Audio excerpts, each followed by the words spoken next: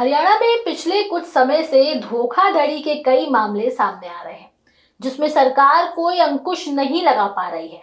हालिया मामले में हरियाणा सतर्कता और भ्रष्टाचार निरोधक ब्यूरो पंचकुला ने एचएसवीपी से जुड़े 68 करोड़ रुपए की धोखाधड़ी के मामले में 7 प्राइवेट आरोपियों को गिरफ्तार किया है। इससे कुल आरोपियों की संख्या अब 12 हो चुकी है। पंचकुला की अदालत में पेश किए गए इन आरोपियों के नाम नवीन, रामकेश, सुरेंद्र कुमार, हरकेश शर्मा, भारत कुमार, हरीश कुमार और नरेश हैं। लेकिन यहाँ सवाल ये है कि अपराधी कैसे सरकार की नाक के नीचे से पैसों का इतना बड़ा लेन देन करते हैं। क्या इसकी जानकारी सरकार को नहीं है, या अगर है भी तो ऐसे भ्रष्टाचारियों के खिलाफ सख्त कदम क्यों नहीं उठाए गए?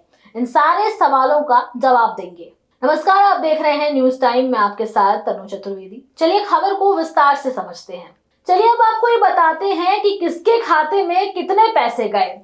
नवीन के खाते में 38.62 लाख रुपए, रामकेश सुरेंद्र कुमार के खाते में 42.40 लाख रुपए, वहीं हरकेश शर्मा के खाते में 1.52 करोड़ रुपए और भारत कुमार, हरीश कुमार और नरेश के खाते में 41.43 लाख रुपए डाले गए थे। ये रकम 2018 में चंडीगढ़ के मनीमाजरा पीएनबी शाखा से फर्जी खाते के माध्यम से ट्रांसफर की गई। दरअसल ये पूरा मामला साल 2015 में शुरू हुआ, जब एचएसवीपी के वरिष्ठ लेखा अधिकारी सुनील बंसल ने बिना उच्च अधिकारियों की अनुमति चंडीगढ़ की पीएनबी शाखा में एचएसवीपी का एक फर्जी खाता खोला।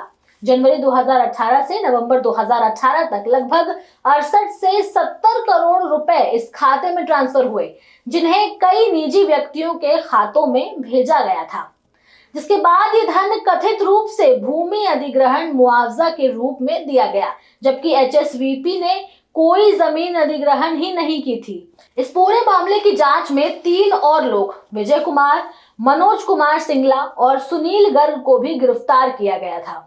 इस ठगी पर एफआईआर 7 मार्च 2023 को पंचकुला सेक्टर 7 थाना में दर्ज की गई थी। आरोपों में आईपीसी की धारा 420 यानी ठगी, 467, 468, 471 और 120 बी यानी कि आपराधिक साजिश शामिल है।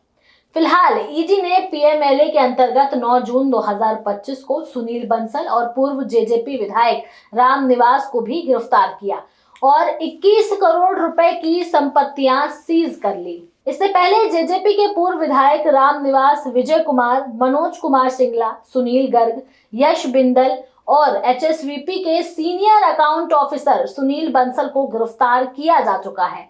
इन आरोपियों के नाम जानने के बाद ये सवाल उठ रहा है कि जो सरकार प्रदेश को अनुशासन और भ्रष्टाचार मुक्त रखने का दम भरती है, वो कहाँ पिछड़ती हुई नजर आ रही है। आए दिन हरियाणा के विकास के लिए बैठकें की जाती हैं, लेकिन पर्दे के पीछे की सच्चाई से कोई वाकिफ नहीं है।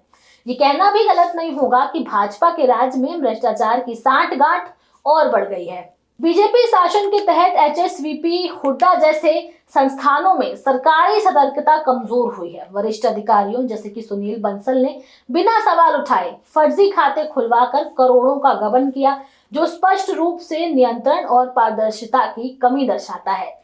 पूर्व विधायक राम निवास जैसे राजनेताओं का तो इस घोटाले में शामिल होना ये दिखाता है कि सत्ता और राजनीतिक संरक्षण से भ्रष्टाचार को बल मिलता है।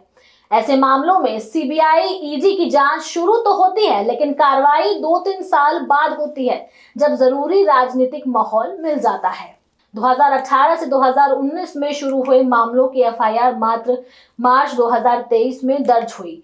3 साल देर से ये कदम उठाया गया। इसका मतलब है कि सरकार समय रहते जवाबदेह नहीं रही। ईडी की कार्रवाइयां सख्ती जरूर दिखाती है, मगर न्याय प्रक्रिया अब भी धीमी है। एचएसवीपी धोखाधड़ी में 68 से 70 करोड़ की राशि गलत तरीके से फर्जी खाते द्वारा ट्रांसफर की गई, जिसमें बड़े राजनीतिक, प्रशासनिक और निजी लोग शामिल रहे।